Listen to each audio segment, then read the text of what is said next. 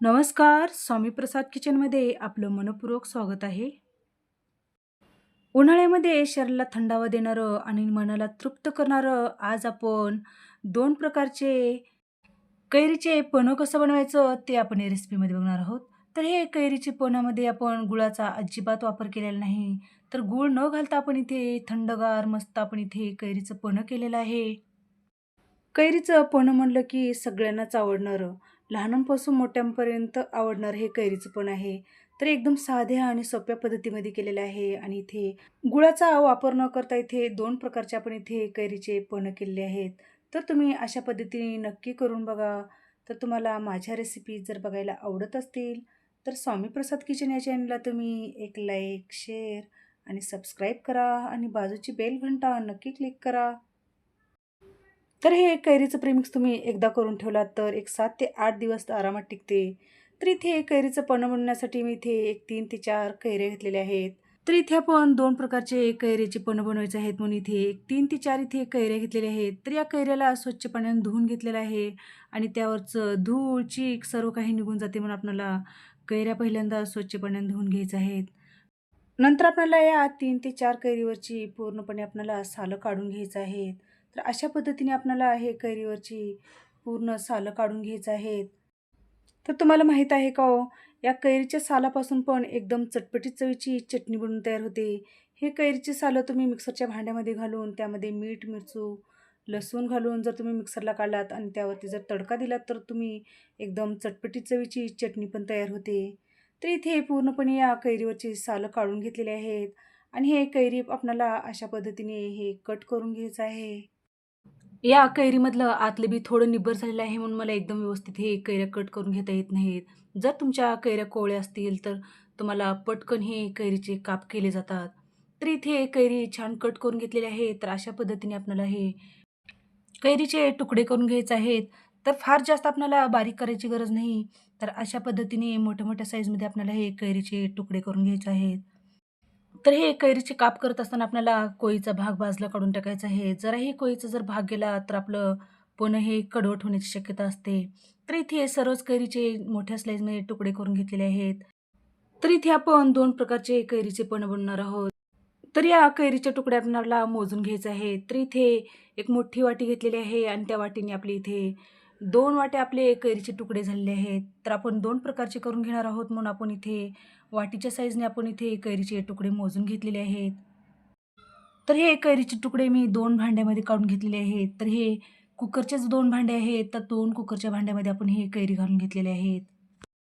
तर इथे पहिला प्रकार जो आपल्याला करायचा आहे कैरीच्या पन्हाचा, त्या एका प्रकारामध्ये आपल्याला इथे खजूर वापरायचा आहे. शक्यतो हे खजूर घालत असताना आपल्याला जे मऊ-मऊ किंवा गोड असते, ते खजूर वापरायचं आहे. तर इथे मोठ्या वाटीने आपण जे कैरीचे तुकडे मोजून घेतले होते, त्याच वाटीने आपण इथे बिया काढून घेतलेले खजूर घालून घेतलेलं आहे. तर खजुराचं प्रमाण तुम्ही इथे कमी-जास्त करून घेऊ शकता. तर कैरी आंबट, गोड जशी आहे त्याप्रमाणे तुम्ही इथे खजुराचं प्रमाण कमी-जास्त करून घेऊ शकता. आता आपल्याला यामध्ये पाणी घालून घ्यायचं आहे. तर खूप जास्त पाणी घालायची गरज लागत नाही. तर अर्धी वाटीच आपल्याला इथे पाणी घालून घ्यायचं आहे. तर इकडे आपण दुसऱ्या प्रकारामध्ये फक्त आपल्याला यामध्ये फक्त पाणीच घालून घ्यायचं आहे आणि हे दोन्ही डब्बे आपल्याला कुकरमध्ये लावून घ्यायचे आहेत. तर इथे कुकर घेतलेला आहे आणि बुडाला आपल्याला याला पाणी घालून यावरती आपल्याला एक खजूर घालून घेतलेले आणि हे बिन खजूर घालता आपल्याला इथे जे कैरीचे तुकडे आहेत, त्याचे डब्बे आपल्याला कुकरमध्ये घालून घ्यायचं आहे आणि कुकरचं आपल्याला झाकण लावून घ्यायचं आहे. तर हे कुकर आपण गॅसवर ठेवून देऊया आणि आपण डाळ-भात जसं करतो ना, त्या पद्धतीने आपल्याला याला एक 3 ते 4 शिट्ट्या देऊन घ्यायच्या आहेत.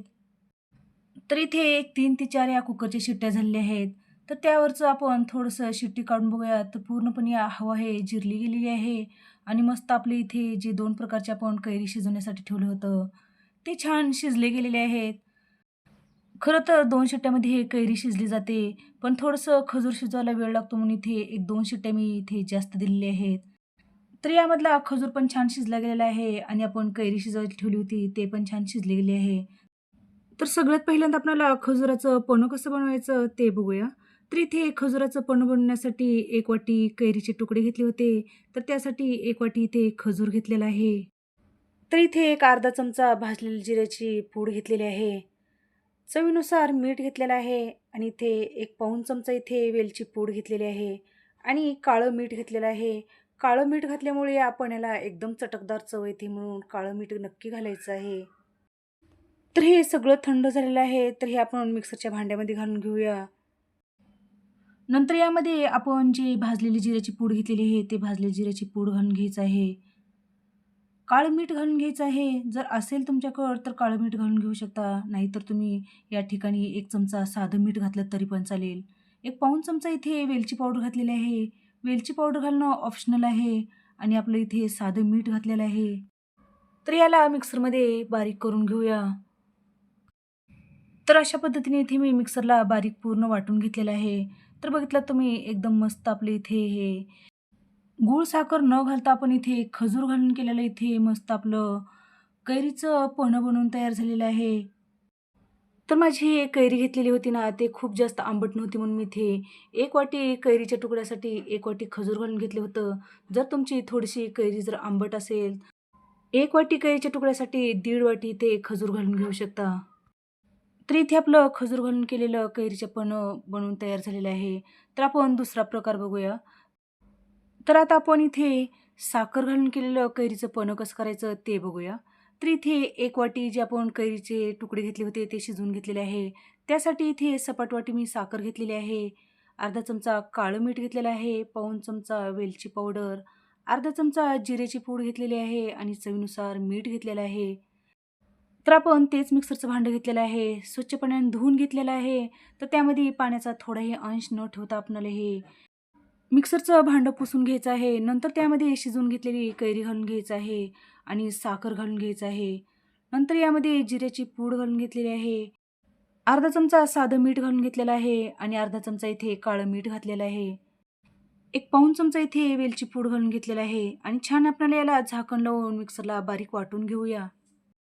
यामध्ये तुम्ही हिरवी मिरची, कोथिंबीर किंवा पुदिन्याची पानं घालून घेतलात तरी पण छान लागतं. तर इथे आपण छान मस्त आपले इथे साखर घालून केलेलं इथे कैरीचं पन्हं बनवून तयार झालेलं आहे किंवा त्याचं प्रीमिक्स बनवून तयार झालेलं आहे. तर अशा पद्धतीने तुम्ही जर कैरीचं पन्हं करून ठेवलात किंवा प्रीमिक्स करून ठेवलात, तर एक 8 ते 15 दिवस फ्रीजमध्ये ठेवलात ना, स्टोअर करून एकदम आरामात टिकते आणि ज्यावेळेस प्यायचं आहे त्यावेळेस तुम्ही हे 1-2 चमचे घालून तुम्ही हे कैरीचं पन्हं पिऊ शकता. तर इथे 2 प्रकारचे आपण कैरीच्या पन्ह्याचे प्रीमिक्स बनवून घेतलेलं आहे. तर हे कैरीचे पन्ह्याचे प्रीमिक्स एक 8 ते 15 दिवस फ्रीजमध्ये आरामात टिकतात. तर या 2 प्रीमिक्सपासून आपलं कैरीचं पन्हं कसं बनवायचं ते बघूया. तर सगळ्यात पहिल्यांदा इथे मी 2 ग्लास घेतलेले आहेत आणि एक-एक ग्लासमध्ये आपण जे खजूर घालून केलेलं प्रीमिक्स आहे, ते 1-2 चमचे एक-एक ग्लासमध्ये हे प्रीमिक्स घालून घ्यायचं आहे.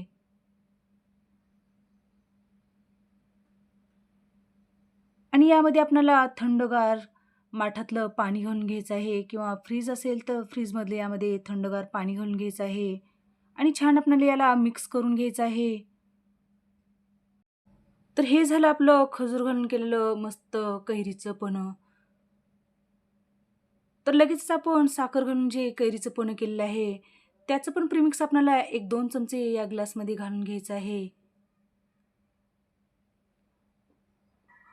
आणि यामध्ये पण आपल्याला माठातलं थंडगार पाणी घालून घ्यायचं आहे. माठातलं पाणी जर नसेल, तर तुम्ही या ठिकाणी थंडगार फ्रीजमधलं पाणी घालून घेऊ शकता आणि छान आपल्याला अशा पद्धतीने चमच्याने मिक्स करून घ्यायचं आहे. तर इथे झालं आपलं मस्त साखर घालून केलेलं एकदम चटपटीत चवीचं आपलं इथे कैरीचं पन्हं. तर या पन्ह्यामध्ये आपल्याला पुदिन्याचे एक 10 ते 12 इथे पुदिन्याचे पानं घेतलेले आहेत आणि हे पुदिन्याचे पानं आपल्याला याचे तुकडे करून आपल्याला या पन्ह्यामध्ये घालून घ्यायचे आहेत. तर इथे आपण अशा प्रकारे गुळाचा वापर न करता आपण इथे 2 प्रकारचे इथे कैरीचे पन्हं केलेले आहेत. तर इथे अजिबात गुळाचा वापर केलेला नाही. खजूर घालून केलेला आहे एक आणि साखर घालून केलेला आहे 2 प्रकारचे आपण इथे कैरीचे पन्हं केलेले आहेत. तर गूळ घालून केलेले कैरीचं पन्ह्याचं पण व्हिडिओ मी माझ्या चॅनलवरती टाकलेला आहे. तर तुम्ही नक्की जाऊन माझ्या चॅनलवरती हा व्हिडिओ पहा. तर अशा पद्धतीने आपण इथे 2 प्रकारचे कैरीचे पन्हं केलेले आहेत. तर आजची रेसिपी तुम्हाला कशी वाटली? नक्की एक कमेंट करा. तर अशाच नवीन-नवीन रेसिपीसाठी तुम्ही माझ्या चॅनलवरती जर नवीन असाल, तर स्वामी प्रसाद किचन या चॅनलला तुम्ही एक लाईक, शेअर आणि सबस्क्राईब करा आणि बाजूची बेल घंटा नक्की क्लिक करा. धन्यवाद.